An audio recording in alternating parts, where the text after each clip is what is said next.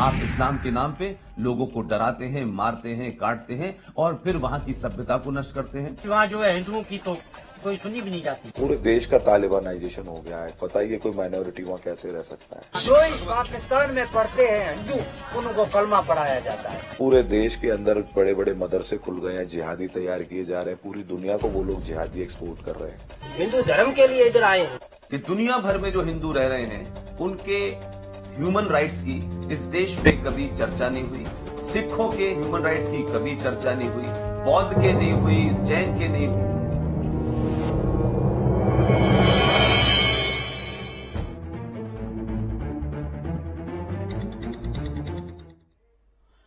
नमस्कार, मैं हूं सूरज चौहान और एक विशेष प्रसारण आप देख रहे हैं हमारे साथ। आज हम सुदर्शन पर अपने डिजिटल प्लेटफॉर्म पर पीपल विदाउट नेशन इस डॉक्यूमेंट्री को रिलीज कर रहे हैं और इसे रिलीज के मौके पर हमारे साथ 4 विशेष अतिथि जुड़े हैं। करोड़ों की संख्या में आप लाइव टेलीकास्ट में जुड़े हैं। आप लाइव टेलीकास्ट पर कमेंट करके आपकी प्रतिक्रिया हम तक पहुंचा सकते हैं। हमारे साथ जो पैनल है उनके साथ डिस्कशन करके हम चर्चा को आगे बढ़ाएंगे। मैं गेस्ट पैनल को निमंत्रित करूं स्क्रीन पर, उसके पहले एक वीडियो आपको दिखाता हूं जो डॉक्यूमेंट्री का शुरुआती हिस्सा है। देखिए। उठाया है। भारत में अल्पसंख्यकों की जनसंख्या बढ़ती जा 8 अप्रैल 1950 को नेहरू लियाकत समझौता दोनों देशों के अल्पसंख्यकों पर हो रहे अत्याचार को रोकने के लिए हुआ था। इस समझौते में जबरन धर्म परिवर्तन को मान्यता न देने की बात कही गई थी। भारत के राजनैतिक नेतृत्व ने शायद ही कभी इस मुद्दे को वैश्विक मंच पर उठाया है। भारत में अल्पसंख्यकों की जनसंख्या बढ़ती जा रही है। जहां 2050 तक भारत दुनिया की सबसे बड़ी मुस्लिम आबादी वाला देश बन जाएगा, वही पाकिस्तान में अल्पसंख्यक खत्म होने की कगार पर पहुंच गए हैं। पर भारत में अगर कोई इस मुद्दे को उठाता भी है तो उसे फासिस्ट, सांप्रदायिक करार दे दिया जाता है। हमारे तथाकथित बुद्धिजीवियों को भी मानवाधिकार की चिंता होती है, पर रोहिंग्या शरणार्थी के लिए, जिन पर खुद हिंदुओं के नरसंहार के आरोप हैं, आए दिनों उन्हें आधार कार्ड के साथ पकड़ा जा रहा है। आश्चर्य तो तब हुआ जब रोहिंग्यों को जम्मू में बसाया गया, पर हाल ही में एक एनजीओ एकजुट जम्मू ने प्रमाण के साथ बताया है कि कैसे जम्मू में हिंदू सिखों के खिलाफ लैंड जिहाद किया जा रहा है। तो चलिए मैं निमंत्रित करता हूं अभी चर्चा के लिए, और हम चर्चा के साथ साथ इस डॉक्यूमेंट्री का कुछ हिस्सा आपको दिखाएंगे। आप सुदर्शन के यूट्यूब चैनल पर, सुदर्शन के मोबाइल ऐप पर, सुदर्शन के टीवी ऐप पर इसको देख सकते हैं। मैं स्वागत करता हूं पैनल का, गेस्ट का। हमारे साथ वरिष्ठ पत्रकार, सामाजिक कार्यकर्ता और हिंदुत्व की बुलंद आवाज पुष्पेंद्र कुलश्रेष्ठ जी। पुष्पेंद्र जी, आपका स्वागत है सुदर्शन पर। हमारे साथ हैं सुशील पंडित जी, कश्मीरी एक्टिविस्ट के तौर पर भले लिखा हो लेकिन ये राष्ट्रवादी एक्टिविस्ट के तौर पर दुनिया भर में जाने जाते हैं। हमारे साथ पूर्व मेयर कराची के आरिफ अजाकिया जी है, आपका भी स्वागत है। हमारे साथ हिंदू जन जागृति समिति की तरफ से रमेश शिंदे जी है। आप चारों अतिथियों के साथ बड़ी संख्या में लाइव टेलीकास्ट और इस विशेष प्रसारण को देखने वाले सारे दर्शकों का भी मैं स्वागत करता हूं। पुष्पेंद्र जी के पास सबसे पहले चलते हैं। पुष्पेंद्र जी, एक होनहार डॉक्यूमेंट्रीकार ने अपनी अभिव्यक्ति के तौर पर हिंदुओं के, पाकिस्तान में बसे हिंदुओं के आवाज के तौर पर इस डॉक्यूमेंट्री को बनाया है। आपका इस डॉक्यूमेंट्री को विशेष आशीर्वाद है, मुझे पता चला। हम आज इसका विशेष प्रसारण कर रहे हैं। इसके प्रसारण के मौके पर आप क्या कहेंगे? आवाज के तौर को बनाया है। आपका इस डॉक्यूमेंट्री को विशेष आशीर्वाद है, मुझे पता चला। हम आज इसका विशेष प्रसारण, इसके प्रसारण के मौके पर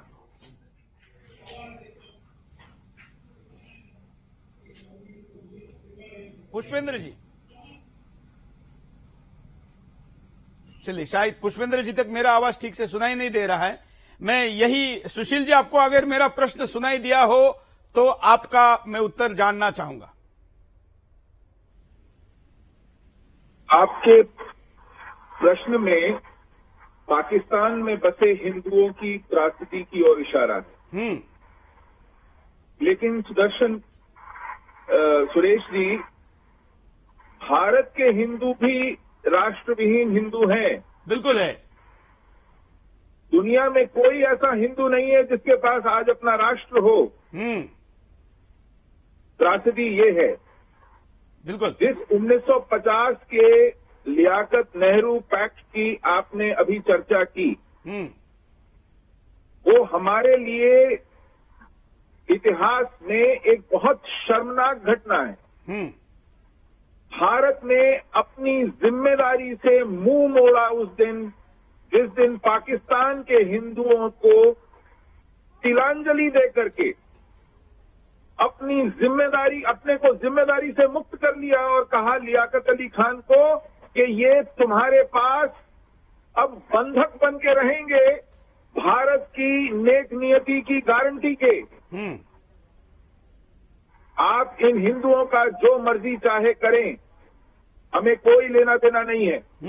ये जानते हुए भी कि पाकिस्तान का निर्माण लाखों हिंदुओं की लाशों पर किया गया था, उन हिंदुओं की इच्छा के विपरीत किया गया था जो पाकिस्तान में छूट गए। ये जानते हुए भी कि देश के कई लाख हिंदू इस पूरी नरसंहार में आहुति चढ़ गए थे। ऐसे भेड़ियों के हवाले भेड़ जैसे हिंदू कर देना, ये कौन सी बुद्धिमत्ता थी? ये कौन सी जिम्मेदारी का उत्तरदायित्व का निर्वाह था? जानते बूझते हुए उन्हें एक जिहादी राज्य व्यवस्था के हवाले कर देना जो उन्हें काफिर समझता था, वह व्यवस्था जो उन्हें जीने का हक नहीं देती थी, वह व्यवस्था जिनको मार डालने में या जिनका शोषण करने में सवाब था, पुण्य था, बल्कि एक अधिकार था, उन्हें दिव्य अधिकार था कि या तो उनका धर्म परिवर्तन किया जाए या उनसे शोषण करके जिजिया वसूला जाए, उनकी बहु बेटियों को बंधक बनाया जाए, उन्हें एक दोयम दर्जे के शहरी का स्थान दिया जाए। ऐसा जानते हुए भी हमने हवाले कर दिया हिंदुओं को अपनी ही धरती पर पीढ़ियों के लिए गुलाम बनाने के लिए, और फिर अपने देश में भी वही हाल किया। इस देश में भी उनके अधिकारों पर कुठाराघात किया। उन्हें हिंदू होने की सजा आज तक मिल रही है। आज भी केंद्र सरकार, आप अगर 2018-19 का आंकड़ा देखें, करोड़ों छात्रवृत्तियों में से 80% छात्रवृत्तियां केवल मुस्लिमों के पास हैं, 7.5% छात्रवृत्तियां ईसाइयों के पास है, हिंदुओं के पास 4.25% छात्रवृत्तियां आई हैं। बिल्कुल। मेरी राज्य व्यवस्था मुझे क्या कह रही है? मेरी राज्य व्यवस्था मुझे कह रही है कि अगर तुम्हारे बच्चों को छात्रवृत्ति चाहिए तो इस्लाम स्वीकार कीजिए, स्टेट स्पॉन्सर कन्वर्जन। ये मेरा राज्य, मेरी सरकार मेरे कर के पैसे से जो छात्रवृत्तियां बांटती है, उसी से मेरा धर्मांतरण कर रही है। तो मैं क्या समझूं? बिल्कुल। हमने तो बिल्कुल आपने गंभीर मुद्दा उठाया कि आज तो हम डॉक्यूमेंट्री तो पीपल विदाउट नेशन पाकिस्तान के हिंदुओं के लिए कह रहे थे, लेकिन ये मुद्दा तो हिंदुस्तान के हिंदुओं के लिए भी बनता है। पुष्पेंद्र जी।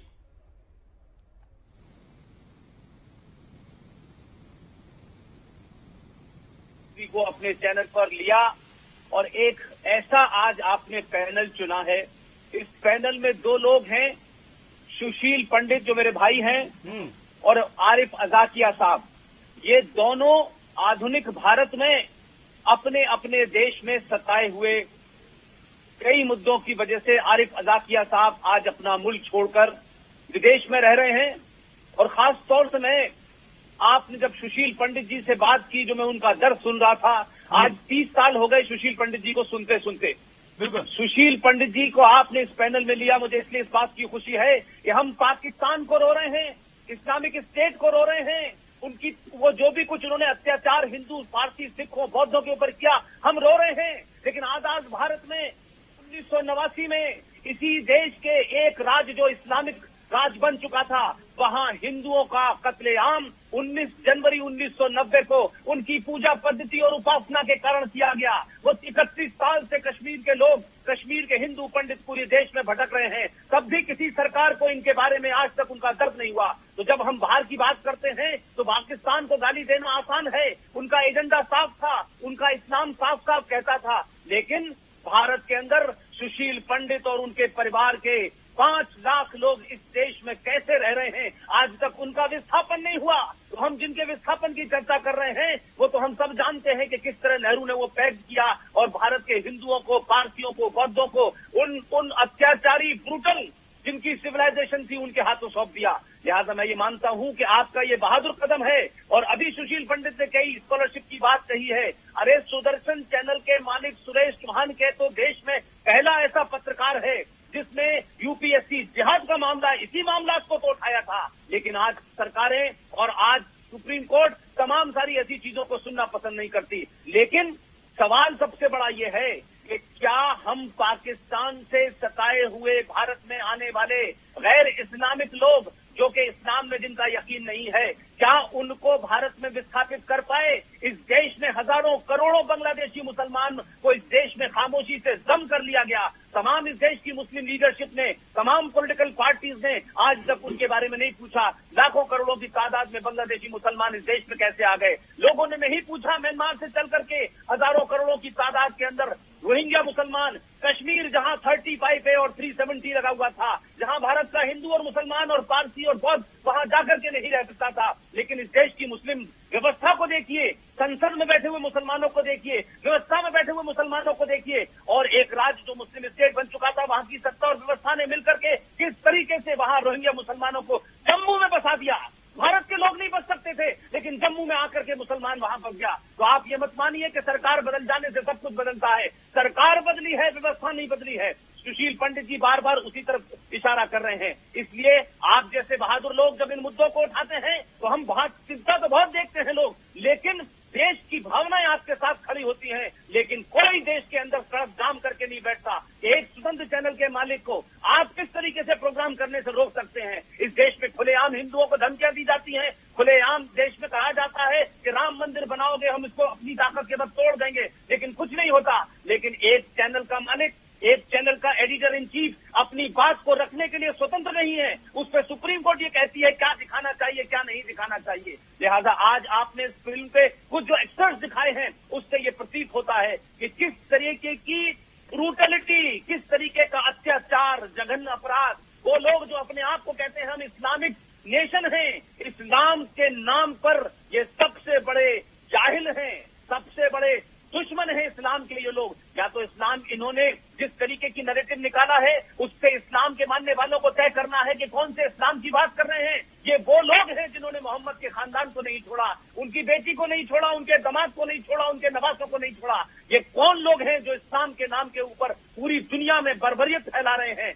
और वही लोग हिंदू, पारसी, देश भर में फर्क कर करके उनको मारते हैं। मुझे दुख इस बात का है कि जब वो भागकर यहाँ आए, इन हालातों में आए, मैं मानता हूं कि हमारे बीच में रमेश शिंदे जी भी बैठे हुए हैं। ये वो शख्स हैं जिन्होंने इतना काम किया जयपुर के अंदर। इनके साथी ओमेंद्र रतनू ने, इन लोगों ने मिलकर कैसे हिंदू पारसियों को वहां बसाया है ये मैं जानता हूं। मुझे मालूम है कि आपकी जो इनके साथ संवेदनाएं हैं, आपने दिल्ली में इनके लिए बहुत काम किया है। मजनू का टीले के पास जो हिंदू आए हुए हैं, आप कई बार वहां कुछ सेवा करने गए हैं। लिहाजा ये मुद्दा सिर्फ इस बात के लिए नहीं है कि एक फिल्म बन गई है और उस फिल्म पे चर्चा हो रही है। ऐसे मुद्दों पे देश के अंदर गुस्सा क्यों नहीं आता है और अखलाक से किसी को भीड़ मार देती है तो पूरे देश में इंटॉलरेंस हो जाता है। ये पाखंड, ये डबल फेस इस देश के समाज का, सरकार का, व्यवस्था का बाहर आना चाहिए। बिल्कुल। और इसलिए जब भी पाकिस्तान से हिंदू हिंदुस्तान में आए और यहां पर उनको रोजगार, उनको बसाने, उनकी व्यवस्थाएं, उनके लिए सुदर्शन ने पहले से लेकर पिछले 15 वर्षों से कई बार काम किया है। यहां तक कि उनको ठेले लेके देना, उस पर सामान रख के देना, वो ठेले अगर नगर पालिका वाले उठाकर लेके जाते हैं तो उसको छुड़वाना, उनको रोजगार दिलवाना, यहां तक कि उनके कुछ बच्चों की शैक्षणिक जिम्मेवारी भी सुदर्शन ने ली है। समय समय पर हम आवाज उठा रहे, लेकिन जब इस विषय पर डॉक्यूमेंट्री बनी तो उस डॉक्यूमेंट्री कार को समर्थन देने के लिए हिंदुस्तान के ज्यादा से ज्यादा लोग ऐसे मुद्दों पर डॉक्यूमेंट्री बनाएं। क्योंकि हिंदुस्तान में आज डॉक्यूमेंट्री का जो फैड है उसमें जो मुद्दे सामने आते हैं उसमें वास्तव मुद्दों पर चर्चा नहीं होती, जिन मुद्दों पर हम यहां चर्चा करने के लिए बैठे हैं। और इसलिए ऐसे किसी भी प्रयास को सुदर्शन का पूरा समर्थन है, यह बताने के लिए हमने आज का ये विशेष प्रसारण और विशेष कार्यक्रम रखा है। रमेश शिंदे जी क्या कहेंगे? जी सुरेश जी और मैं बाकी अतिथिगण से भी बहुत बातें स्पष्ट हो जाती है कि किस प्रकार से हिंदू समाज के साथ छल किया जा रहा है, किस प्रकार से हिंदू समाज को मतलब जो बातें अभी यहाँ पर सुशील जी ने रखी या जो बातें अभी पुष्पेंद्र जी ने रखी वो वास्तविकता है। एक तरफ से हम यहाँ पर देख रहे हैं कि जो रोहिंग्या आकर के बसे हैं उनके लिए हमारे देश में जो आईएएस ऑर्गेनाइजेशन है या जो जिनको हम कहेंगे कि मतलब रिटायर्ड आईएएस लोगों की लॉबी है या रिटायर्ड आईपीएस लोगों की लॉबी है, वो वहां पर मुस्लिम एक संगठन बना करके वहां पर एक कॉलोनी बना रहे हैं और उसके लिए डोनेशन की अपील कर रहे हैं। और साथ में उसी समय पर हम देख रहे हैं कि जहां पर हिंदुओं के बारे में जब बातें आती है तो हमारा हिंदू भाई जो पाकिस्तान से अपनी जान बचा करके किस तरीके से यहां पर दिल्ली में पहुंचता है, वो दिल्ली के ठंड में ठिठुरता है, उसको वहां पर कोई सहायता नहीं की जाती है। और हमारे यहां पर सिर्फ माइनॉरिटी के हित की बात होती है। जो मेजॉरिटी हिंदू है जो वहां पर पाकिस्तान में माइनॉरिटी से यहां पर आकर के बस रहा है, उसको कोई सहायता नहीं की जाती है। बहुत ही दुर्भाग्य की बात है। इसमें ऐसी डॉक्यूमेंट्री बनाना और उनकी बातों को लोगों के सामने रखना ये बहुत बड़ी आवश्यकता है, क्योंकि आज हम देख रहे हैं जितने सारे नेटफ्लिक्स से लेकर के जितने सारे प्लेटफॉर्म्स है, ये सारे प्लेटफॉर्म्स वामपंथियों के हाथ में है। और डॉक्यूमेंट्री बना करके एक तो भारत में कितनी दरिद्रता है, भारत में किसानों की क्या समस्या है, भारत में कितनी सारी मतलब जो बातें है नहीं उन सब बातों को लोगों के सामने ला करके रखना और भारत में जो वास्तविक समस्या है उसको अलग दिशा देना, ये आज की डॉक्यूमेंट्री बनाने का काम हो चुका है।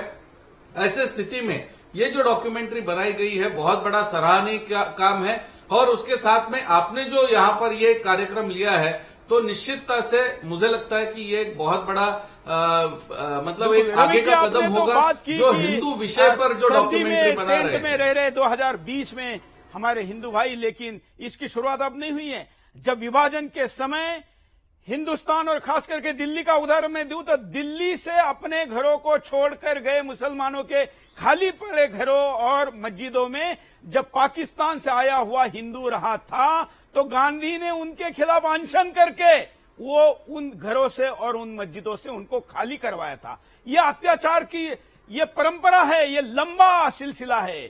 खैर, मैं अभी हमारे साथ पूर्व मेयर कराची जुड़े हुए हैं आरिफ अजाकिया जी। आरिफ जी, पाकिस्तान से हिंदुओं को भगाने के दिशा में हम शो कर रहे हैं, लेकिन एक अजाकिया जी ही कराची के हमारे साथ जुड़े हैं। हमारे लाइव स्ट्रीम में कई दर्शक प्रश्न पूछ रहे हैं कि ये क्या कॉम्बिनेशन है। सबसे पहले नमस्कार and I am very thankful कि सुदर्शन टीवी ने मुझे मौका दिया इतने डिस्टिंग्विश्ड पैनलिस्ट के साथ। खास तौर पे मेरे गुरुजी हैं इधर पुष्पेंद्र जी, जिनसे मैं बहुत सीखता हूँ। बहुत कड़वा बोलते हैं पुष्पेंद्र जी, लेकिन सच बोलते हैं ना तो सच कड़वा होता है। हाँ। बात असल ये है कि पाकिस्तान में हिंदुओं की क्या हालत है ये हमसे बेहतर कौन जानेगा, लेकिन मुझे बड़ा दुख होता है कि हिंदुस्तान में भी हिंदुओं की क्या हालत है। जब दिवाली आती है तो सारा हिंदू और नॉन हिंदू लोग मिलकर दिवाली की मुखालफत करते हैं। हिंदुओं का कोई भी फेस्टिवल आता है तो उसको मलाइन करने की कोशिश की जाती है कि ये नहीं करो वो नहीं करो। अपीजमेंट का इंतहा है कि आज बीजेपी की सरकार में भी अयोध्या का एक लीगल मंदिर वापस हासिल किया गया तो उसके अगेंस्ट में 5 एकड़ जमीन भी दी गई और अरबों रुपए का प्रोजेक्ट दिया गया। उसकी कोई मुखालफत नहीं कर रहा। जो कि एक इलीगल मस्जिद बनाई गई थी एक मंदिर के ऊपर, उसकी कोई मुखालफत नहीं कर रहा, लेकिन अयोध्या राम जन्म मंदिर को की सब मुखालफत कर रहे हैं। पाकिस्तान से तो सफाया हो गया, सारे मंदिर हटा दिए गए। हिंदुओं की क्या हालत है मैं क्या आपको बताऊं कि पाकिस्तान में गुलामी से बदतर। सुशील जी ने अभी कहा कि 2nd क्लास सिटीजन के तौर पर रह रहे हैं, मैं कह रहा हूं 3rd क्लास सिटीजन से भी बदतर रह रहे हैं। अभी लास्ट वीक सिंध की एक प्राइवेट जेल में से 17 हिंदू औरतों और बच्चों को आजाद कराया गया। 17 हिंदू औरतें और बच्चे, हजारों लोग गुलामी की जिंदगी बसर कर रहे हैं पाकिस्तान में। हिंदू आज हम मुसलमानों में कहा जाता था कि जब अरबों में बेटी पैदा होती थी तो जिंदा दफन कर देते थे। आज पाकिस्तान का हिंदू कहता है कि बेटी पैदा ना हो तो अच्छा है, क्योंकि 12-13 साल की होगी तो उसको कोई जिहादी उठा के ले जाएगा, उसका रेप करेगा और उसको बाय फोर्स कन्वर्ट करेगा। अगर वो कन्वर्ट नहीं होती तो उसके खानदान को मार दिया जाएगा। पाकिस्तान में आए दिन जो गिनती के कुछ मंदिर बचे हैं उनको तोड़ फोड़ की जाती है। अभी शिवरात्रि के ऊपर 2 मंदिरों में भगवानों के बुत तोड़े गए। मुझ जैसे आदमी के ऊपर इल्जाम लगते हैं। अभी लंदन में लास्ट वीक मुझे एक दोस्त का फोन आया, उसने कहा एक महफिल में बात हो रही थी कि आरिफ आजा क्या पाकिस्तान का तो गद्दार है लेकिन ये हिंदू हो गया है, इसलिए इसका तो मरना लाजमी है। अब ये तो हालत है पाकिस्तान के जिहादियों की। पुष्पेंद्र जी ने डिटेल में आपको बताया कि पाकिस्तान किस निहत पे पहुंच गया है। ये चाइनीसों की तो गुलामी करेंगे, ये अमरीकियों की तो गुलामी करेंगे।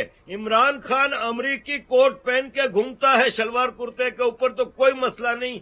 मैं अगर रुद्राक्षा पहन लूं तो मुझ पे कत्ल का फतवा लग जाता है। ये है जी पाकिस्तान। सबसे बड़ी बदकिस्मती जो हिंदुस्तान और पाकिस्तान की है वो यूपी, सीपी, बिहार के मुसलमान हैं, जिन्होंने पाकिस्तान में भी पंजाबी आर्मी के साथ मिलकर बेड़ा गर्क किया पूरे पाकिस्तान का। और आज भारत में भी हिंदू ज्यादा तकलीफ में है। ये दुनिया का वाहिद देश है भारत, जहां पे मेजोरिटी में हिंदू है और उनका जेनोसाइड होता है। इतनी हद तक अपीजमेंट होती है। आपकी एजुकेशन सिस्टम में आपके इन्वेडर्स को ग्लोरीफाई किया जाता है। मुझ जैसे को पाकिस्तान में महमूद गजनवी को मेरा हीरो बना के पेश किया गया। मैं जिंदगी के 50 साल उस आदमी को हीरो समझता रहा, लेकिन जब मैंने डीप में जाके स्टडी की तो पता चला कि महमूद गजनवी जब भी हमला करता था सोमनाथ पे तो वो तो हमारे गांव से कुछ ही किलोमीटर दूर है। तो इसका मतलब जो दिमिश्क, बगदाद और गजनी के बाजारों में गुलाम बना के औरतें, मर्द, बच्चे बेचे गए थे वो मेरे पुरखों के लोग थे। और मैं वो बदबख्त आदमी हूं कि उसको अपना हीरो मानता था। तो मैं तो वेट कर रहा हूं कि मुझे कब मौका मिले और मैं सोमनाथ के मंदिर में जाके माथा टेकूं और माफी मांगूं कि हमसे ये गलती हो गई कि हमारे पुरखों के ऊपर जिन्होंने जुल्म किया हम उसको अपना हीरो मानते रहे। बिल्कुल कज़ाकिया जी, आप तो अब मान रहे हैं कि आप इतने वर्ष गलत मानते रहे, लेकिन हिंदुस्तान में तो अभी तक ऐसे शिक्षा मंत्री रहे। पुष्पेंद्र जी उस पर थोड़ा प्रकाश डालिए कि हिंदुस्तान की शिक्षा व्यवस्था कैसे हाईजैक रही। देखिए, बात आपने सही कही सुरेश भाई। हमको तो 1947 के बाद से जो शिक्षा का हाल किया, और मैं ये कहता हूं कि उस दौर में 1947 में डॉक्टर राधा कृष्णन जैसा काबिल आदमी, डॉक्टर राजेंद्र प्रसाद जैसा काबिल आदमी, इन लोगों को शिक्षा मंत्री नेहरू जी ने नहीं बनाया। एक आदमी मक्का में पैदा हुआ, उसकी मां वहीं की थी, मक्का की थी, उनके वालिद वहीं के थे। वो आदमी 1888 में पैदा होता है, 1902 में भारत आता है, 1906 में मुस्लिम लीग बनती है। वो आदमी किसी स्कूल में, किसी कॉलेज में, किसी विश्वविद्यालय में नहीं गया। लेकिन नेहरू जी को दुनिया का सबसे जाहिल आदमी मौलाना अबुल कलाम आजाद, उनको शिक्षा मंत्री 1947 से 1958 तक बनाया। इस देश में एनसी छागला बने, फखरुद्दीन अली अहमद बने, इस देश में मोहम्मद अशरफ अली फातमी बने, सैयद नूरुल इस्लाम बने। तो तमाम 6 इस देश के शिक्षा मंत्री 30 साल तक, 70 साल की आजादी में बने। लेकिन उसके बाद भी यह ढिंढोरा पीटा जाता है कि मुसलमान जो है शिक्षा में पिछड़ा हुआ है। मुसलमान को कितनी भी शिक्षा दे दो, मुसलमान को कितना भी आप अपीज कर दो, मुसलमान को कितनी भी नौकरियां दे दो, वो IAS हो, PCS हो, वो गवर्नर हो, वो उपराष्ट्रपति हो, वो जज हो, लेकिन इनके लिए एक ही लफ्ज में कहता हूं कि इनकी खाक गिरी खाक वहीं पे जहां का खमीर था। तो आपने जावेद अख्तर जैसे पढ़े लिखे को देखा, शबाना आजमी जैसे पढ़े लिखे को देखा, नसरुद्दीन को देखा, आमिर खान को देखा, उपराष्ट्रपति हामिद अंसारी को देखा, आपने खिलाड़ियों को देखा। ये तमाम सारे लोग कितना भी कुछ कर लें, लेकिन भारत सरकार के और भारत की व्यवस्था को अगर ये लगता है कि इनको अपीज करके कुछ दे दे के कुछ होगा, नहीं। आप अपीज करके भारत को निष्ठ और नस्ते नाबूद करने वाली ताकतों को इक्विप्ड कर रहे हैं, मजबूत कर रहे हैं। लिहाजा मैं कहता हूं कि आज इस देश के अंदर कोई शिक्षा मंत्री बन जाता है तो इस देश का मीडिया बड़ी तेजी से पूछता है कि उनकी क्वालिफिकेशन क्या है। क्या मैं जानना चाहता हूं इस देश से कि मौलाना अबुल कलाम आजाद की क्या क्वालिफिकेशन थी जो उनको आपने लंबे 15 साल 10 साल तक आपने देश का शिक्षा मंत्री बनाया। लिहाजा वो शिक्षा मंत्री बने तो पूरी शिक्षा आपने 1969 में कांग्रेस पार्टी की इंदिरा गांधी कमजोर हुई, आपने लेकर के लेफ्टिस्ट और वामपंथियों को इस देश के शिक्षण संस्थान सौंप दिए और उन्होंने पिछले 50 साल के अंदर शिक्षण संस्थानों में तमाम पीएचडी, तमाम स्कॉलरशिप उन लोगों को दिए जो भारत तेरे टुकड़े होंगे की नारे लगाते हैं और उसी विचारधारा में यकीन रखते हैं। भारत की नींव चाहे इतिहास हो, चाहे साहित्य हो, तमाम सारी चीजों में भारत के खिलाफ और भारत की इस सनातन संस्कृति के खिलाफ, इसलिए लुटेरे, डकैतों, चोरों, बदकारों, बलात्कारियों को इस देश के अंदर महान बताया गया। इसलिए 1960 के अंदर मुगल आजम जैसी फिल्म बनती है। मुगल आजम बना करके इस देश के किन लोगों को बेवकूफ बनाया जा रहा था, यह सिलसिला आज भी नहीं रुका है। इसलिए मैंने कहा सरकार बदल जाने से सब कुछ नहीं बदलेगा। इस देश की जड़ में सोच समझ के लोगों ने मट्ठा डाला है। इस देश की जड़ की जो नींव रखी गई है उसको जानबूझ के कमजोर किया गया है कि पाकिस्तान हम जिना साहब ले लेंगे और यहां जो मुसलमान रह जाएंगे वो जिना का छूटा हुआ ख्वाब जो है पूरा कर रहे हैं। और वही मुसलमान चाहे सपा में हो, बसपा में हो, कांग्रेस में हो, जेडीयू में हो, वो कहीं भी हो, वो पहले मुसलमान है। और मुसलमान पहले होने का मतलब है कि भारत की संस्कृति को तोड़ो, भारत के आदर्शों को तोड़ो, भारत के कल्चर को तोड़ो, हिंदू संस्कृति को जलील करो और कहो कि यही इस्लाम है। मैं मानता हूं कि अगर अभी हम नहीं चाहते, सुदर्शन जी आप जैसे हजारों लोगों की जरूरत है, सुशील पंडित जैसे करोड़ों लोगों की जरूरत है। मैं कहता हूं हमारे पदाकिया साहब वहां बैठे हुए हैं, ये बात बोल रहे हैं, सिर्फ इस बात सुनने में उनको अपने मुल्क से निकाल दिया गया। आप सोचिए कि कैसे बर्गर वाले लोग हैं। लिहाजा इससे सामूहिक तौर पर लड़ना होगा। ये फिल्म एक युवा ने बनाई है, अमोल पॉल ने बनाई है। मैं जानता हूं कितने संघर्ष के साथ बनाई है, कितनी मेहनत के बाद बनाई है। मैं समझता हूं कि अमोल जैसे युवाओं को आज प्रेरित करना चाहिए और आपने तो बहुत ही बड़ा कदम उठाया है। इस देश में 248 चैनल हैं, बड़ी राष्ट्रवाद की बहुत सारे लोग बात करते हैं, लेकिन इस मुद्दे को किसी ने नहीं छुआ। इस देश में सेलेक्टिव नेशनलिज्म है, नेशनलिज्म का चोगा भी लोग हैं बहुत सेलेक्टिव पहनते हैं और आपने उस चोगे को कभी पहना नहीं। जिस दिन से आपका चैनल शुरू हुआ है और उस दिन तक जब तक आज आप बैठे हैं, आपने किसी दिन अपनी लाइन को नहीं बदला, किसी को खुश करने के लिए आपने चैनल नहीं खोला। लिहाजा मैं मानता हूं कि शिक्षा हो, साहित्य हो, जितनी चीजें चल रही हैं, सबके अंदर इस देश की करोड़ों हजारों साल पुरानी सनातन संस्कृति को कैसे नस्ते नाबूद किया जाए, वो फिल्मों के माध्यम से हो रहा है, वो किताबों के माध्यम से हो रहा है, वो इंटरटेनमेंट के माध्यम से हो रहा है, वो पॉलिटिक्स के माध्यम से हो रहा है। इस कोई ऐसा रास्ता नहीं छोड़ा है जहां आप उसे सुरक्षित कर सके। कश्मीर से लेकर कन्याकुमारी तक सब जगह यही हालत है। बंगाल में क्या हो रहा है हम वो भी देख रहे हैं, गुजरात के कुछ हिस्सों में क्या हो रहा है। अभी मैं 2 दिन पहले गुवाहाटी से लौट के आया हूं, 43 जिलों में से 11 जिले ऐसे हो गए हैं कि वहां जुमे की छुट्टी की बात की जाती है। वहां कहा जाता है हम 73% हो गए हैं, हम इतवार की छुट्टी नहीं मानेंगे। आप वहां मंगल को पूजा करने वाले लोग नजर नहीं आते। 13 डिस्ट्रिक्ट को आपने बिल्कुल आतंकवादी और जिहादियों के हाथों में दे दिया है। जिस तरीके से ये हालात हो रहे हैं, मुझे नहीं लगता कि ये मुल्क में तमाम सरकारें आएं, तमाम कुछ हो रहा है, लेकिन अगर जमीन पे चेक नहीं किया गया तो भारत के अंदर आखिरी लड़ाई भारत के लोगों को लड़नी होगी। सरकारें आएंगी जाएंगी, पुलिस आएगी जाएगी, समाज को चेतन होना होगा। समाज चेतन नहीं होगा तो ये हजारों साल की परंपरा जिसने पूरी दुनिया को ज्ञान दिया, पूरी दुनिया को साइंस दी, आज वही अपने देश में अपनी पहचान के लिए, अपनी पहचान को बचाने के लिए लड़ रहा है। बिल्कुल। और मैं आज घोषणा करना चाहता हूं, जो आपने कहा पुष्पेंद्र जी के डॉक्यूमेंट्री हमने दिखाई, सुदर्शन चैनल आज घोषणा करता है जो भी व्यक्ति राष्ट्रवाद पर और हिंदुओं के पीड़ा पर डॉक्यूमेंट्री बनाएगा, सुदर्शन चैनल उसको पूरा प्रोत्साहित करेगा अपने डिजिटल, अपने सैटेलाइट प्लेटफॉर्म के द्वारा। और हम प्रतिवर्ष भर बनने वाली डॉक्यूमेंट्रियों में सबसे अच्छी डॉक्यूमेंट्री जो रहेगी उसको 25 लाख रुपए का इनाम देंगे, दूसरी रहेगी उसको हम 11 लाख रुपए का देंगे और तीसरी जो आएगी उसको हम 5 लाख रुपए का इनाम देंगे। ये घोषणा आज मैं इसलिए करता हूं कि हिंदुस्तान मुबारक हो, हाँ मुबारक हो सुरेश भाई, मुबारक हो। ये जो आप जब बोलते हैं तो लगता है भारत का पुरुषार्थ बोल रहा है।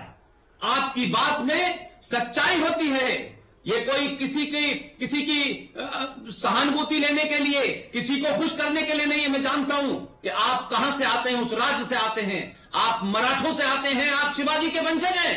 इसीलिए आप इतनी खुल के बोल पाते हैं। आपने जो घोषणा की है, मुझे लगता है कि आपकी इस घोषणा के बाद देश भर में जो करोड़ों लोग हैं वो कभी भी आपको इसके लिए कमजोर नहीं होने देंगे कि आपने जो घोषणाएं की हैं वो अनंत काल तक चलती रहें। पूरा देश इसमें कंट्रीब्यूट करेगा, पूरा देश इसके अंदर पैसा देगा ताकि आप ऐसे लोगों को प्रेरित करते रहें। बिल्कुल, क्योंकि मैं जानता हूं कि केवल एक सुदर्शन से काम होने वाला नहीं है। आज अगर हम ओटीटी प्लेटफॉर्म पर जाते हैं तो हिंदुस्तान के विरोध में कितने फिल्में बनी हैं हम जानते हैं। हालांकि सुदर्शन का भी जल्दी एक नया हाइब्रिड ओटीटी प्लेटफॉर्म आ रहा है, उस पर हम ऐसे कंटेंट को और जगह देंगे। मैं सुशील जी के पास चलूं उसके पहले एक वीडियो आपको इस डॉक्यूमेंट्री का दिखाना चाहता हूं, क्या व्यथा व्यक्त की है, देखिए।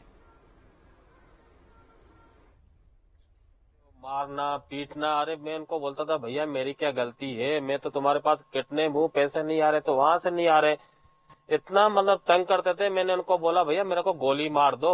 तो गोली मारने के बाद मैंने उसको पूछा कि भाई क्यों गोली मार दी वहां पर, तो वो फोन ही काट देते थे। वहां पर डर तो रहता है, डर क्यों नहीं रहेगा। यानी वहाँ जिंदा रहना है तो इसका टैक्स देना पड़ता है चरमपंथी लोगों को, जिसे जजिया कहा जाता है इस्लामिक रूल में।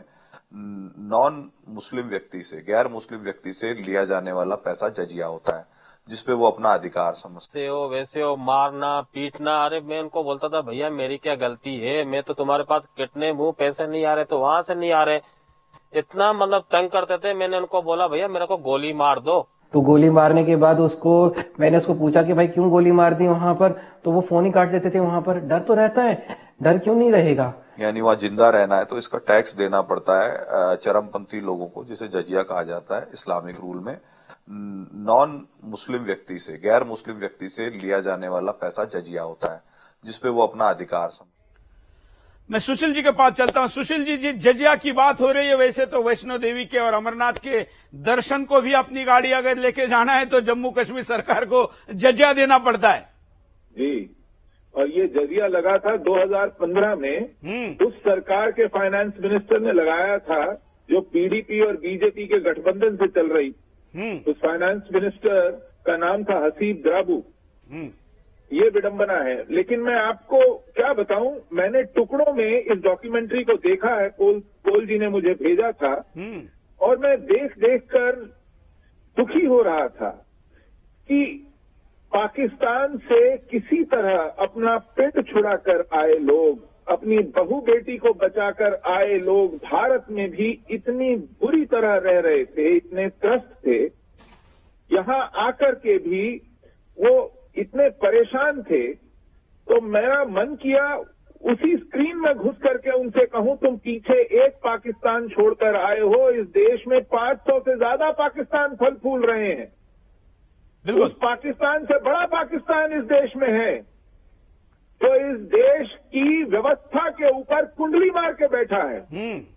वो हमारी मानसिकता पर, हमारे नीति प्रतिष्ठान पर, हमारी नौकरशाही पर, हमारी लोअर जुडिशरी पर, हमारी ब्यूरोक्रेसी पर, हमारी पुलिस पर, हमारे मीडिया पर, हमारे एकेडेमिया पर, हमारे हर सिविल सोसाइटी प्लेटफॉर्म पर उसने शिकंजा कसा हुआ है। और उससे बचकर हम कहां जाएंगे। आप तो वहां से बचकर यहां आ गए, हमारे पास तो कोई ऑप्शन नहीं है सिवाय लड़ने के, और हमें लड़ना ही होगा। केवल छात्रवृत्तियां नहीं है, केवल ये यूपीएससी जिहाद नहीं है सुरेश जी।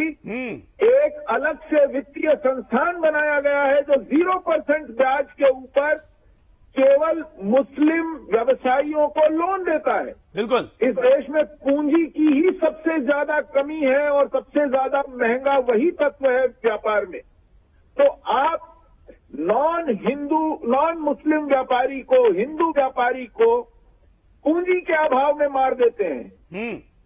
आप उसके बच्चों को छात्रवृत्ति नहीं देते हैं, आप उसके प्रतिद्वंदी बच्चों को मुफ्त में। सुशील जी, जिस फाइनेंशियल एड की आप बात कर रहे हैं, अब हर बैंक को अपनी शाखा में उसका अधिकारी नियुक्त करके रिपोर्ट देना है कि अगर किसी को वो मुसलमान को लोन नहीं दे पाया तो क्यों नहीं दे पाया। इतना रिपोर्टिंग है। तो मेरी व्यवस्था ही आज मेरे विरुद्ध आ खड़ी हुई है।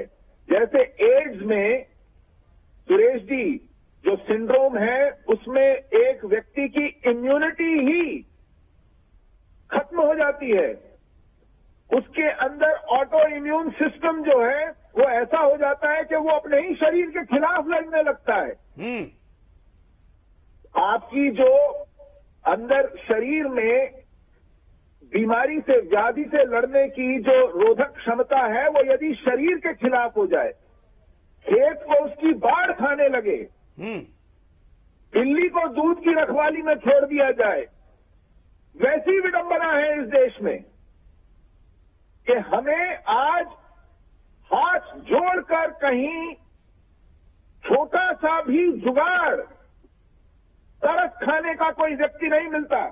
हम लोग सुप्रीम कोर्ट गए थे सुरेश जी, कश्मीर के विस्थापितों के खिलाफ जो नस्लकुशी के अपराध हुए हैं, जाति संहार के अपराध हुए हैं, जेनोसाइड का क्राइम हुआ है, हमने कहा कि हजारों एफआईआर पेंडिंग है, एक भी एफआईआर पर आज तक मुकदमा नहीं चला है। एक भी मुजरिम को जिन्होंने इंटरव्यूज में डींग भांकते हुए कहा है कि हमने इतने मारे, हमने ऐसे मारे, वो खुले घूम रहे हैं, नेता बने घूम रहे हैं, वो आइकॉन्स बन गए हैं सोसाइटी के। हमने कहा किसी एक को सिर्फ सिंबॉलिकली सजा तो दीजिए, जुर्म तो तय कीजिए। उस सुप्रीम कोर्ट ने वो जो आखिरी दरवाजा है न्याय पाने का, वो हमारे मुंह पर धड़ाम से दे मारा और कहा कि आपकी इस याचिका की यहां कोई आवश्यकता नहीं है। तो इस देश में हमें न्याय नहीं मिलेगा, इस देश में हमें अपना घर वापस नहीं मिलेगा, इस देश में हमारे बच्चों को उनका हक नहीं मिलेगा, तो इस देश की व्यवस्था को क्या हक है चलने का? बिल्कुल और सही इस देश के हिंदू को आज पूछने का समय आ गया है। बिल्कुल, कि चाहे कोई पार्टी हो, कोई नेता हो, कोई विचारधारा हो, कोई सरकार हो, किसी के वोट से कोई चुन के आया हो, यदि उसने जाकर के चापलूसी ही करनी है विधर्मियों की, यदि विश्वास ही जीतना है सबका, केवल हिंदू का विश्वास नहीं जीतना, तो फिर समय आ गया है प्रश्न पूछने का। बिल्कुल, अब और धैर्य नहीं है। गंभीर बात है और ये हिंदुओं के विरुद्ध बना तंत्र ही आज साबित कर रहा है। 75वीं तथाकथित आजादी की तिथि जैसे जैसे नजदीक आ रही है, इसका पूरा षड्यंत्र हिंदुस्तान के सामने आ रहा है। मैं पुष्पेंद्र जी के पास दोबारा इसलिए चलूंगा। पुष्पेंद्र जी, जो उल्लेख यहां पर किया कि पूरा तंत्र कैसे मुस्लिमों को मदद करता है, आज जिस ज़कात फाउंडेशन का मैंने चिट्ठा खोल के दिखाया, जिसके कौन से ब्रांच के, कौन से अकाउंट में, कौन से बैंक में, कौन से आतंकवादी संगठन ने पैसे भेजे, उस पर कार्रवाई नहीं हुई अभी तक। वो रोहिंग्याओं के लिए घर बना रहे हैं, हमारे शो रोक दिए हैं, पाकिस्तान से आए हुए हिंदुओं के घरों की बिजली काटी गई है, लेकिन ज़कात फाउंडेशन रोहिंग्याओं के लिए घर बना रहा है। पुष्पेंद्र जी। सुरेश भाई, मैंने वही कहा कि हमारे साथ गैरों ने क्या किया इसका कोई गम नहीं है, हमारे साथ अपने क्या कर रहे हैं इसका ज्यादा गम है। आप खुद ने आप वही बात कही, हम औरंगजेब को चलिए माना हमको कि पढ़ाया गया, औरंगजेब ने क्या किया, बाबर ने क्या किया, अब्दाली ने क्या किया, समझ में आता है, लेकिन हम इस तथाकथित 1947 की आजादी के बाद इस देश की व्यवस्था में बाबर, औरंगजेब, अब्दाली आज भी बैठे हैं। इसलिए वो तंत्र जिसकी बात बार बार सुशील भाई कहते हैं, निजी बातचीत में कहते हैं, सार्वजनिक तौर पर कहते हैं, दिल्ली का कोई मंच नहीं है जहां ये लोग अपनी पीड़ा को लेकर नहीं जाते। ये जंतर मंतर पर हर बार 19 जनवरी 1990 से लेकर के मैं आज तक देख रहा हूं, मेरे सामने जब मैंने पत्रकारिता शुरू की थी 89 से लेकर के आज तक, इनका वो प्रोटेस्ट खत्म नहीं हुआ, उसके दिन नहीं लगे। लेकिन इस देश में मैंने कहा कि आज न कश्मीर में औरंगजेब है, न बाबर है, न अब्दाली है। 1990 के जो कुछ कश्मीर में हुआ है, हम शिकायत बाबर की कर सकते हैं, औरंगजेब की कर सकते हैं, जिन्हें हमने नहीं देखा। हमारे बीच में भारत की संसद के अंदर उनकी नाजायज औलादें बाबर की बैठी हुई हैं। ऐसे लोग बैठे हुए हैं जो भारत के संसद में खड़े होकर के कहते हैं कि हम वंदे मातरम नहीं पढ़ेंगे। वो भारत की संसद में बैठ के बहुत सारी चीजें मनवाते हैं, लेकिन देश चुप रहता है। एक चुना हुआ मेंबर ऑफ पार्लियामेंट कहता है कि हम चाइना की मदद से 370 वापस लाएंगे। आप हिम्मत तो देखिए इस देश के अंदर, अगर इस देश में कोई हिंदू थोड़ी सी बात कह दे तो पूरा समाज, पूरी व्यवस्था, पूरी पॉलिटिकल जो हमारी क्लास है उसको सडनली ऐसा लगता है कि नहीं हमें यह नहीं कहना है। इसलिए मैं बात कह रहा हूं, जो बात आपने कही कि राम मंदिर का फैसला भी आया, लेकिन जुडिशरी ने वहां भी मुसलमानों को अपील किया। दुनिया का कोई ऐसा फैसला नहीं आ सकता कि अगर ये चीज गलत थी तो गलत थी, तो फिर 5 एकड़ जमीन क्यों दी गई। इसीलिए मैंने कहा, जो बात बार बार सुशील पंडित कह रहे हैं वो इसलिए ज्यादा बड़ी लगती है कि सरकारों का हर किसी का रंग देख रहे हैं हम लोग, चाहे लेफ्ट हो, चाहे राइट हो, चाहे मिडिल हो, चाहे गठबंधन की हो, चाहे गैर गठबंधन की सरकार हो, लेकिन इस देश का हिंदू का काम है टैक्स जमा करे, जीएसटी जमा करे, डिसिप्लिन में रहे, संविधान को माने।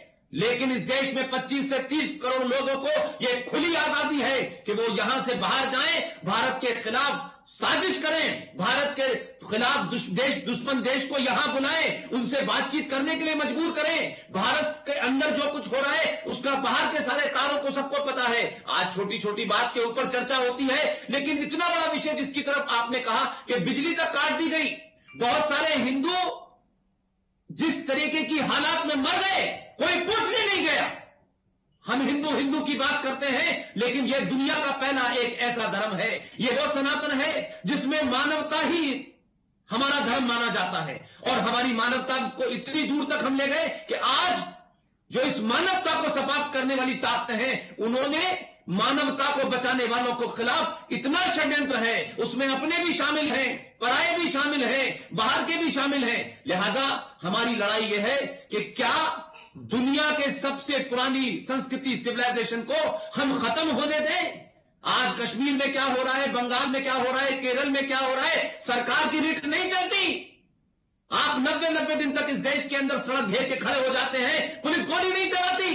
कश्मीर में गोली चलाने को कहा जाता है, सुप्रीम कोर्ट कहती है कि आप गोली नहीं चला सकते। जो पत्थर फेंक रहे हैं वो पत्थर भारत की जो फोर्सेज है, जो आर्मी है, जो फौज है, उस पर पत्थर मारते हैं। आतंकवादियों के फुट सोल्जर हैं, उस पर गोली चलाने पर भारत की सुप्रीम कोर्ट सवाल खड़ा करती है। लेकिन दिल्ली से 50 किलोमीटर दूर हरियाणा के अंदर एक कोई बहुत बड़ा साधु था, उसके क्या आश्रम था मैं नहीं जानता, वो अच्छा हो सकता है, बुरा हो सकता है, लेकिन आश्रम को खाली कराने के लिए पुलिस ने वार्निंग तक नहीं दी और 35 लोगों को पॉइंट ब्लैंक गोली से मार दिया, उनकी हत्याएं कर दी, तो कोई मानवता का बात नहीं आई। अगर वो उनके हाथ में ना पत्थर थे, ना उनके हाथ में कोई हथियार था, वो सिर्फ आश्रम में जाने से पुलिस को रोक रहे थे। लेकिन इस देश में मुसलमानों को खुली छूट है, तुम दिल्ली में आग लगाओ, तुम बेंगलोर में आग लगाओ, तुम केरल के अंदर आग लगाओ। इस देश के मुसलमानों ने केरल के अंदर जो इस्लाम की बात करते हैं, पीस की बात करते हैं, बार बार कहते हैं कि हम तो पीस हैं, पीस हैं।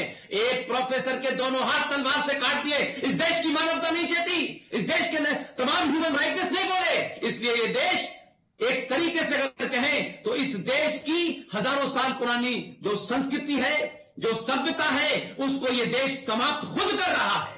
कोई बोलने वाला नहीं है। हम जैसे 10-15 लोग चिल्लाते हैं, आप चिल्लाते हैं, लेकिन आप ये देखें कि इस देश में जो गद्दारी करता है, जो इस देश के साथ गद्दारी करता है, उनको नवाजा जाता है। आप अभी देखिए कि अभी कश्मीर की एक घटना बताता हूं मैं। अभी मुझे खबर मिली कुछ दिन, 2-3 दिन पहले कि वहां का जो सबसे मक्कार जिहादी आतंकवादी ये फारूक अब्दुल्ला है, जिसका बाप गद्दार था, कई सालों तक जेल में रहा, उसको गद्दारी में उसका बेटा मुख्यमंत्री बनता है, उसका बेटा मुख्यमंत्री बनता है। 1990 के जेनोसाइड में ये सब शामिल थे, लेकिन अभी उसके घर पर रेड पड़ी, ईडी ने रेड डाली, 20 करोड़ का मामला था। 2 दिन के बाद उसी जम्मू कश्मीर में किसी चीज का इनॉग्रेशन हो रहा था, वो उसमें गेस्ट की हैसियत में खड़ा था फारूक अब्दुल्ला। क्या एक सामान्य आदमी के साथ ये हो सकता है कि उसके घर में रेड पड़े, उसके यहां से पैसे बरामद हो, उसके यहां से इलीगल चीजें बरामद हो और वो आदमी किसी सरकारी फंक्शन में गेस्ट बन जाए? ये मक्कारी है, ये झूठ है, ये फरेब है, ये किसको धोखा देने की बात की जा रही है? एक हाथ से आप कुछ कहते हैं, दूसरे हाथ से कुछ कहते हैं। आपको शर्म आनी चाहिए। इस देश में हजारों करोड़ों, 25,000 करोड़ का घोटाला हुआ, रोशनी घोटाला हुआ। मुसलमानों ने इस देश जम्मू कश्मीर की जमीन को, हिंदुओं की जमीन को, फॉरेस्ट की जमीन को, उस घोटाले को वहां की हाई कोर्ट ने निरस्त कर दिया। कोर्ट में ऑर्डर किए कि इन सबके नाम निकालिए। मुझे अफसोस है कि व्यवस्था में बैठे हुए लोगों ने उसके खिलाफ अर्जी दी है कोर्ट में, उस ऑर्डर के खिलाफ अर्जी दी है।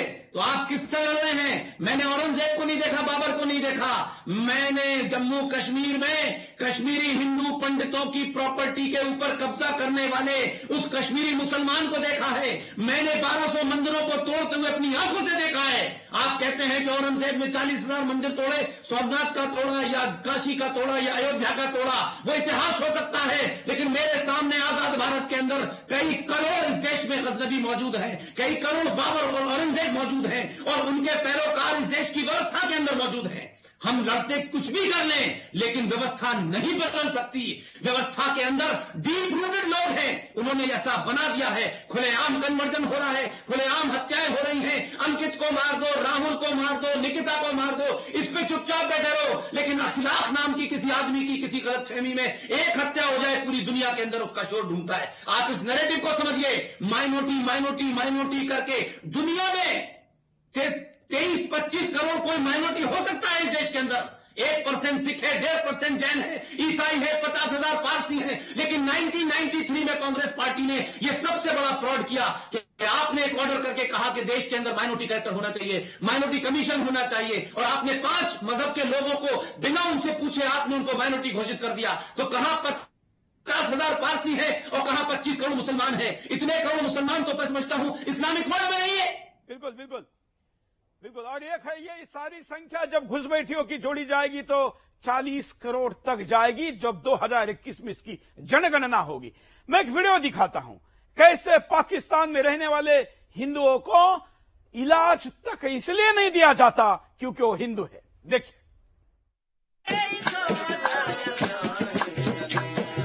तो हम जब सरकारी गवर्नमेंट हॉस्पिटल में जाएं तो हमारा इलाज नहीं हो रहा है। इलाज क्या, इलाज डॉक्टरों तक ही नहीं पहुंचते हैं, पर्ची नहीं कटती है, हमारी पर्ची नहीं कटती है, तो अभी हम कहाँ जाएं?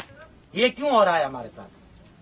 तो हमें कम से कम जो है और चीजें अपनी जगह पे बड़ा डॉक्टरों के हिसाब से तो हमें सुविधा दी जाए। बाकी देखो, समस्या है, मसला है, रोजी रोटी हम खुद कमा के खा सकते हैं, इतनी हमारे में है कि रोजी रोटी हम अपनी खुद कमा के खा सकते हैं।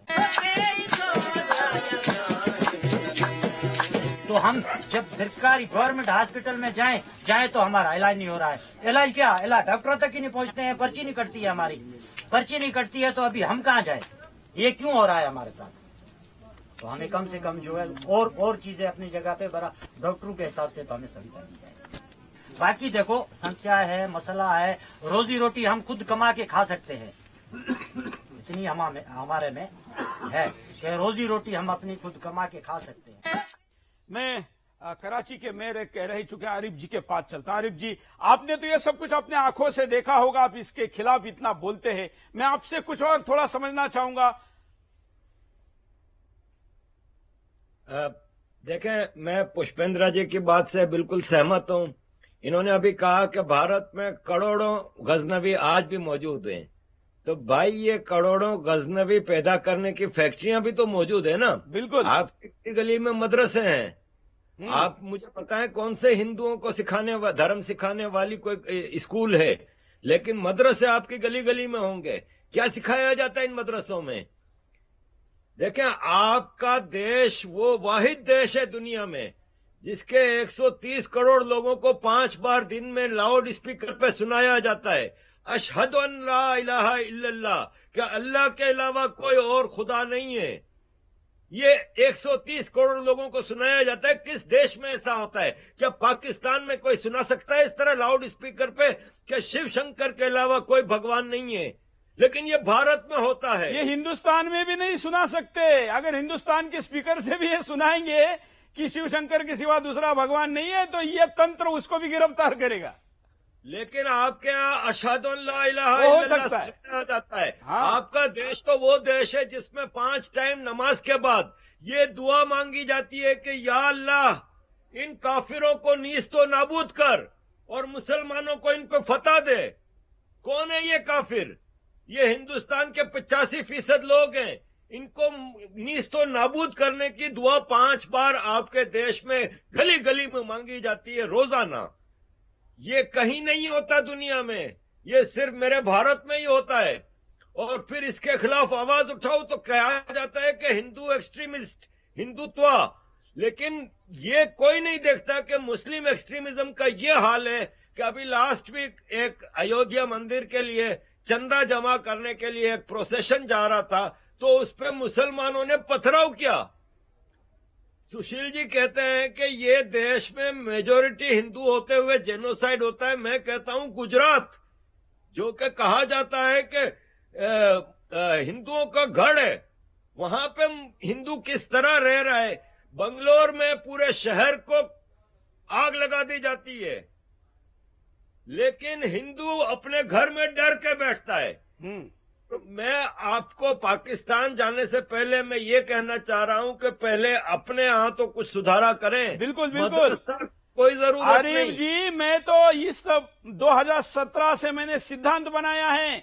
ये तो ठीक है कि हम पाकिस्तान के अंदर के हिंदुओं के लिए तो आवाज उठाते थे, उठा रहेंगे, लेकिन हम सीमा पार के पाकिस्तान से ज्यादा हिंदुस्तान के सीमा के अंदर के पाकिस्तान से चिंतित है, पीड़ित है, शोषित है, और ये शोषण रोकना होगा। और इसलिए हिंदुस्तान के ज्यादा से ज्यादा डॉक्यूमेंट्रीकार, प्रतिभाशाली लोग, यूट्यूबर्स, जो भी इस विषय में आगे आएगा, सुदर्शन उसके पीछे खड़ा रहेगा। मैं रमेश जी की प्रतिक्रिया लेना चाहता हूं। रमेश जी, अब हम कार्यक्रम के आखिर में हैं, क्या कहेंगे? जी, सुरेश जी, जो आपने कहा मैं उसमें थोड़ा सा सुधार करना चाहूंगा, क्योंकि अभी तक हमारे यहां पर एक कॉन्सेप्ट था कि मिनी पाकिस्तान बन रहे हैं, लेकिन कुछ लोगों ने अभी ये बताना चालू कर दिया है कि एएमयू का उदाहरण आप लीजिए या मेवात जैसे प्रदेश का उदाहरण लीजिए, वहां पर मिनी पाकिस्तान नहीं है, वहां पर अब मिनी इंडिया बचा है। और यहां से यदि हम देखेंगे तो यदि वहां पर मिनी इंडिया बचा है तो वहां पर पाकिस्तान पूरी तरीके से बनने की स्थिति में आ रहा है। और अभी जितनी सारी बातें पुष्पेंद्र जी ने कही या आरिफ जी ने कही, ये सारी बातें हैं। वहां पर आपने जो डॉक्यूमेंट्री का टाइटल देखा कि पीपल विदाउट नेशन, नेशन राष्ट्र होता है और राष्ट्र में वहां पर नागरिक को अधिकार होते हैं। वहां पर पाकिस्तान में हम देख रहे हैं कि हिंदू समाज को अपने जो अंतिम अधिकार होते हैं कि एक व्यक्ति का मृत्यु के बाद अंतिम संस्कार करे, उनको वो अंतिम संस्कार के भी अधिकार नहीं है वहां पर।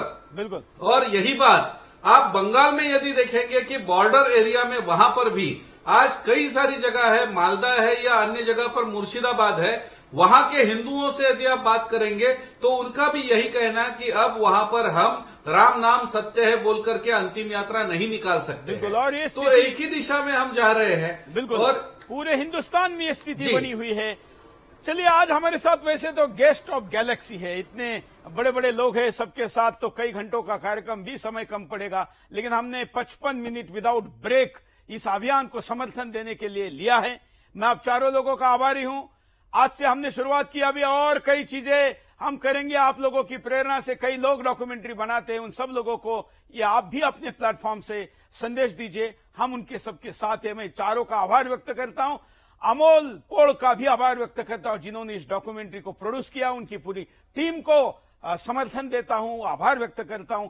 आप लोग सुदर्शन के डिजिटल प्लेटफॉर्म पर जाइए, मोबाइल ऐप पर जाइए, सुदर्शन के यूट्यूब चैनल पर जाइए। हम सैटेलाइट पर भी उसको दिखाएंगे, लेकिन उसके पहले हम उसको डिजिटल पर रिलीज कर चुके हैं। आप उसको ज्यादा से ज्यादा शेयर करें। आज के लिए इतना ही, धन्यवाद, जय हिंद।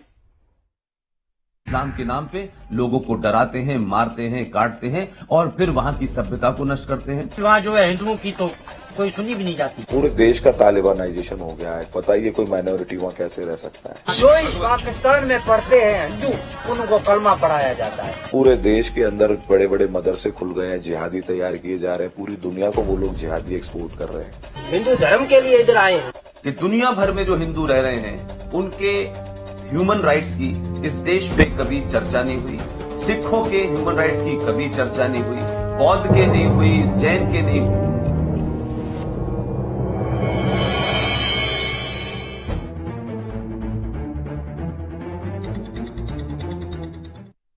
घुटना, कंधा या कमर, चाहे जैसा हो दर्द, डॉक्टर ऑर्थो आपको देता है दर्द से पूरी आजादी, एक भरपूर जिंदगी। मुझे बवासीर है। इसके लिए वैद्य ऋषि का अर्शकल्प एक सेफ और क्लिनिकली टेस्टेड आयुर्वेदिक फॉर्मूला है। वैद्य ऋषि का अर्शकल्प, कॉल 011-2553-2553। ये तो बहुत कमजोर है। कुछ भी खाते हैं इनके तन को लगता ही नहीं। इन्हें एनर्जिक 31 दीजिए। एनर्जिक 31? जी हाँ, तंदुरुस्ती व ताजगी के लिए एनर्जिक 31।